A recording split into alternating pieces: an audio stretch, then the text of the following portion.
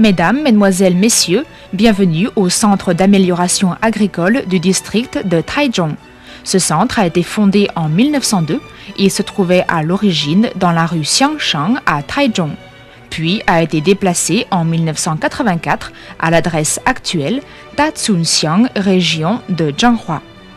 Il possède une superficie de 56 hectares et a développé un centre auxiliaire à Puli, région de Nantou, avec une superficie de 16,7 hectares. 148 personnes sont réparties dans tout le centre, divisées selon les besoins des activités en plusieurs unités, dont la section d'amélioration des récoltes, la section d'environnement des récoltes, la section de développement des activités agricoles, etc. Ces unités sont elles-mêmes constituées en laboratoires de recherche chargés d'encourager les travaux d'amélioration agricole dans la région centre de Taïwan. Les activités principales des laboratoires, travaillant sur les variétés de fleurs et de fruits, de légumes, de graines et de riz dans la section d'amélioration des récoltes, sont d'améliorer les techniques de culture de ces variétés et de collaborer avec la politique gouvernementale de développement des productions agricoles continues, dans le but de réduire les coûts d'investissement des agriculteurs, tout en augmentant la quantité de leurs récoltes. Dans le domaine de la recherche sur les variétés de riz, les objectifs principaux sont une qualité améliorée, des récoltes plus importantes et une plus grande résistance aux insectes et aux maladies. Récemment, pour parer au choc de la libéralisation du marché mondial, ces laboratoires ont commencé à se pencher sur la recherche et le développement des techniques de production et de concentration des cultures des différentes variétés de riz, pour permettre de réduire les coûts de production et d'améliorer la qualité de ces variétés, et pour renforcer la compétitivité des productions nationales.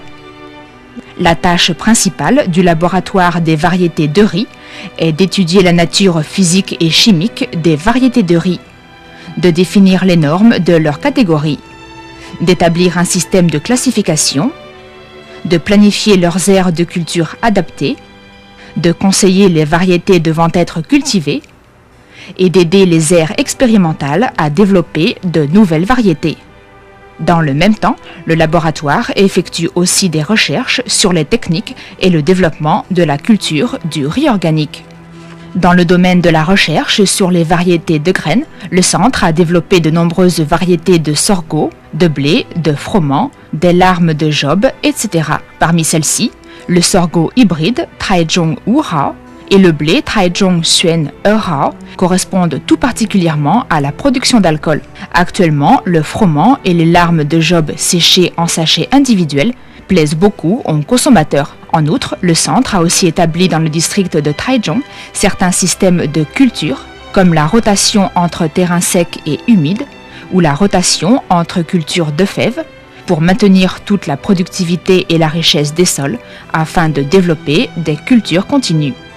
Les recherches sur les légumes et les fèves ont permis de développer de nombreuses variétés nouvelles, comme le petit pois Taichung Shi Yi Hao, qui est actuellement la variété principale des cultures de jardin et qui fournit une alimentation fraîche et pouvant se congeler, ou le petit pois Taichung Shi Si Hao, qui peut être produit en grande quantité et donc être facilement utilisé par les agriculteurs.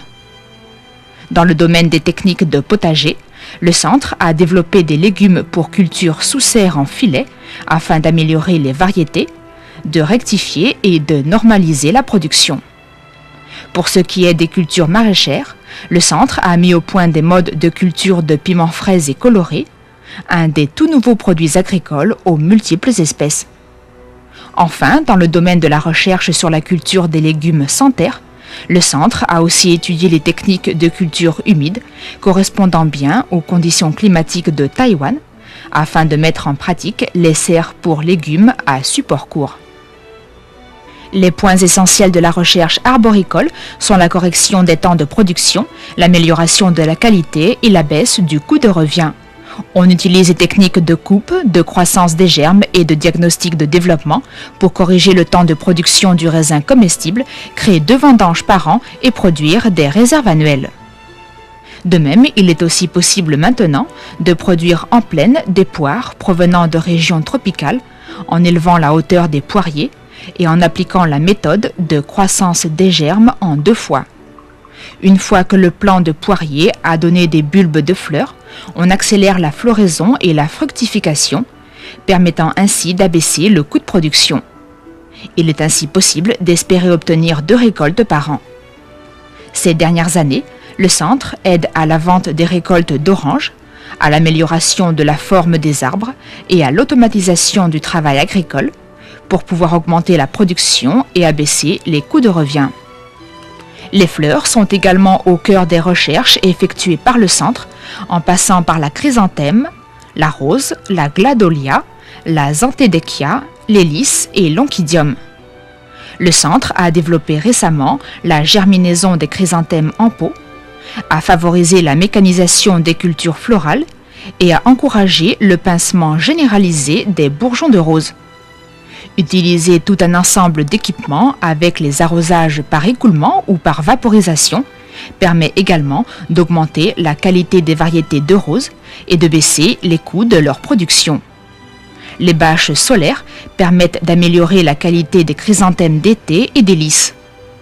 De plus, on peut utiliser des résidus organiques pour cultiver et améliorer le lys du Nil, tout en injectant des produits organiques inertes pour prévenir toute pourriture lente.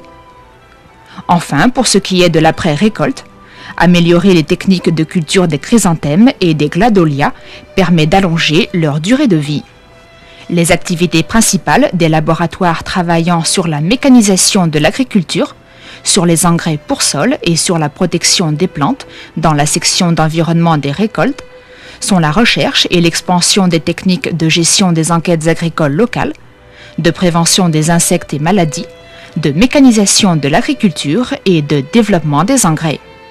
Dans le domaine de la protection des plantes, les techniques de protection du riz, des arbres à fruits, des légumes et des fleurs contre toutes sortes de maladies et d'insectes sont l'objet d'études et de recherches constantes.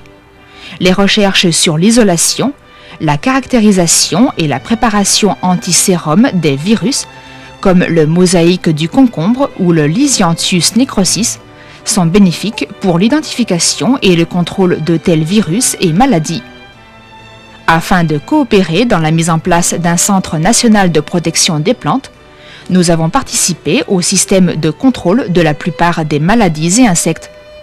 Récemment, le centre a développé une technique à base de jus d'ananas dilué ou de jus d'agave mélangé avec différentes sortes de pesticides, qui est plus attractive pour les mouches femelles et qui peut réduire les pertes et dommages causés par elles. Le centre effectue de nombreuses expériences concernant les techniques d'engraissement des cultures et de gestion des engrais et coopère avec la politique gouvernementale de normalisation des engrais afin d'encourager les agriculteurs à utiliser des engrais naturels et organiques dans le but de baisser le coût de production et de protéger la fertilité des sols. Les recherches dans le domaine de la culture organique ont pour objectif principal d'encourager les agriculteurs à appliquer des méthodes de protection naturelle pour ne pas nuire à l'environnement. Après de nombreuses années d'efforts, les techniques de l'agriculture organique se sont enfin répandues parmi les agriculteurs. Avec des recherches sur la mécanisation de l'agriculture, le centre a pu mettre au point un système de vaporisation automatique de pesticides en serre, ainsi qu'un appareil d'irrigation vaporisateur par accrochage. Des recherches sur l'application des engrais organiques ont permis de fabriquer un ensemble d'appareils à engrais organiques. De même, un plateau automatique tueur de mouches à fruits a été mis au point dans le cadre d'une collaboration avec un projet sirolatant. Le centre a aussi fabriqué un appareil semi-automatique de transplantation des légumes afin d'économiser la main-d'œuvre et d'augmenter le rendement des transplantations.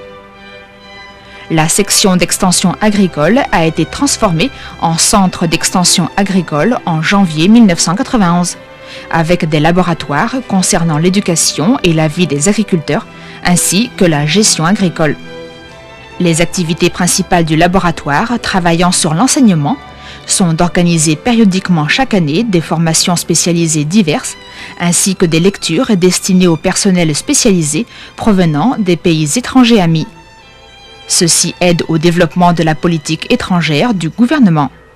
Le laboratoire collabore aussi avec les associations locales pour organiser des activités éducatives et aider les jeunes agriculteurs à effectuer des démarches pour obtenir une aide à la création. Pour ce faire, le laboratoire a recours aux médias comme la télévision, la radio et la presse pour transmettre tout message important. Les activités principales du laboratoire travaillant sur la vie des agriculteurs sont d'aider les associations locales à améliorer la qualité de vie des aires agricoles et des agriculteurs, de développer la culture agricole et de programmer des visites touristiques dans les villages agricoles pour rapprocher les villes et les campagnes.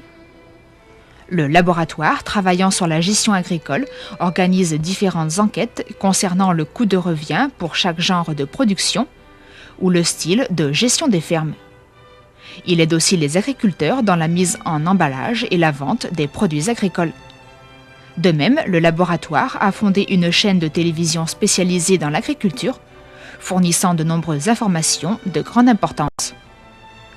Le Centre d'extension agricole a aussi fondé le Centre des services pour les agriculteurs et les consommateurs, qui fournit de la documentation sur Internet. Il organise des visites locales et des conférences sur des thèmes où le public peut obtenir des réponses à de nombreuses questions. Ceci permet aussi de renforcer les liens avec les agriculteurs et les consommateurs. Le centre auxiliaire de Puli se trouve dans le district montagneux de Pulishan, région de Nantro, à 625 mètres au-dessus du niveau de la mer. Il s'occupe de l'amélioration des espèces pour les récoltes sur les hauts plateaux, de la mise en place de systèmes de culture sur collines et de l'encouragement au développement et à la bonne utilisation des terres marginales. Ces dernières années, pour ce qui est des résultats dans le domaine des cultures hautement rentables, le centre a produit et développé le melon musqué de serre premier choix de Taichung et a créé une nouvelle variété de tomates, la Taichung Yasu Sera, résistante à la chaleur ainsi qu'au flétrissement bactériel, résolvant ainsi le problème de production de tomates à Taïwan durant l'été. Actuellement, le secteur agricole de Taïwan fait face à de nombreuses difficultés liées à la libéralisation et à l'internationalisation de l'économie. Il est de plus en plus difficile de maintenir au meilleur niveau la compétitivité des produits agricoles. Ainsi, le monde agricole doit rechercher un développement pouvant permettre de résoudre ces problèmes urgents. Dans le cadre de la politique gouvernementale, le personnel du centre fait de son mieux pour s'adapter à cette situation toute nouvelle. Pour lui, l'amélioration des conditions de vie des agriculteurs est un objectif de première importance. Ce fut la présentation des activités et des résultats majeurs du centre. Nous vous remercions pour votre aimable attention.